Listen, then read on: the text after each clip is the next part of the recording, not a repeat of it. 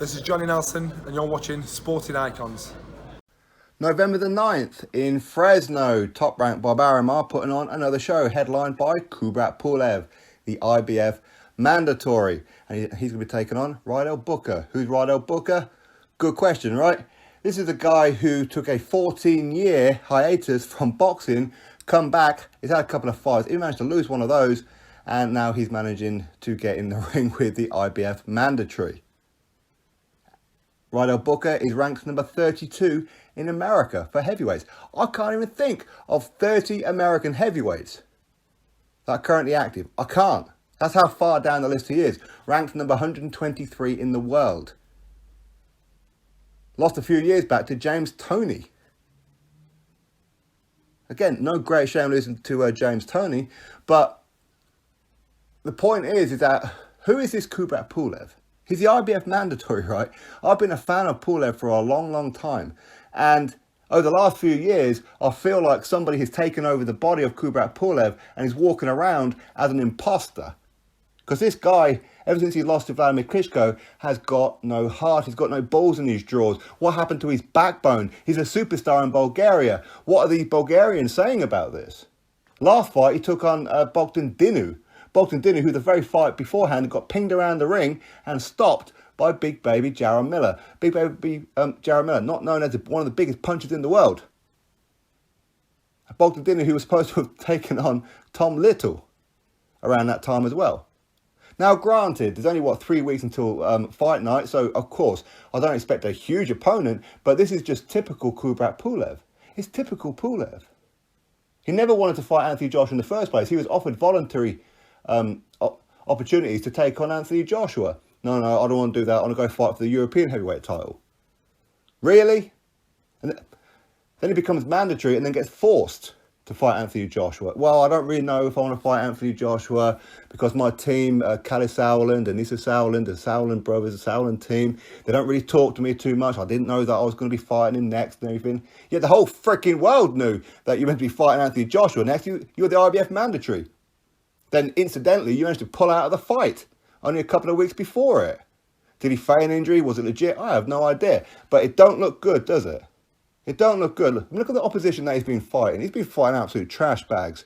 Yes, he took on Hughie Fury. That's a decent win. That's probably his best win, probably in virtually his entire career, to be honest with you. But Hughie Fury, again, he went into that fight with a hairline cut, that one little tap, and it opened up. And he went the distance with Hughie Fury as well, when Hughie only had one eye for a good section of that fight. Who is this imposter who's walking around pretending to be Kubrat Pulev?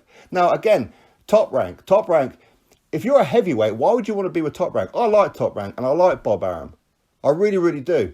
But when you're a heavyweight, they can't attract heavyweight opponents. They can't attract good opponents. Look at Tyson Fury took on Tom Schwartz and Otto Wallen. Personally, I don't have too much of an issue with it. Both the guys undefeated, ranked quite highly. So for me, it's a case of, okay, you are ranked quite highly and you are undefeated, so earn your undefeated record. Earn your high ranking then. If not, lose it. And ultimately, that's what's happened. But Kubrat Pulev, I mean, come on, man. What's happened to you? You used to be really good, but you seem to have got no balls in your jaws lately. You're taking on this kind of guy. The fight before, you took on Bogdan Dinu. And then kissed this absolute sket. And got in trouble for it and what have you. I mean, what's happening with Kubrat Pulev? What's happening? I understand that he's playing the system. He's playing the game. Okay, he's just waiting for his title opportunity, which, of course, is going to be a big money one. But I'm pretty sure if Anthony Joshua does beat Andy Ruiz Jr. and regains all the titles, and he's got a choice to fight either Pulev for the IBF or Usyk for the WBO. If he chooses Pulev, do not be surprised if Kubrat Pulev pulls out of the fight or retires or something. Don't be surprised. If Andy Ruiz Jr. ends up fighting him, yes, he'll probably fight Andy Ruiz Jr. because he's shorter and they can keep him behind the jab. Because Kubrat Pulev has a phenomenal jab. But the thing is, he's just got no balls in his drawers. What's wrong with him? Does Vladimir Klitschko still own your soul? And you're going to put on this kind of fight? Who's going to turn up to watch this? Who's going to turn up to watch this? Kubrat Pulev, a highly ranked heavyweight, a fantastic fighter. But he's got no heart. He's taken on a ranked 32 in America. Honestly, I mean, I will struggle to actually name 10 to 15 active American heavyweights right now, let alone 32. I'm pretty sure that Oliver McCall is probably ranked higher than this guy. I don't know, but I'm just disappointed, to be honest with you. And this is why I'm making a video rather than just put up on my website and you guys can just see it, which incidentally, it is there now. But this is just awful for Kubrat Pulev. What's happened to him? He's got no heart left. He's got no get up and go about him. None whatsoever. Kevin Kingpin Johnson, he only fought a few fights ago. This is embarrassing now. Drop your thoughts below, click thumbs up, subscribe. Catch you all on the next one.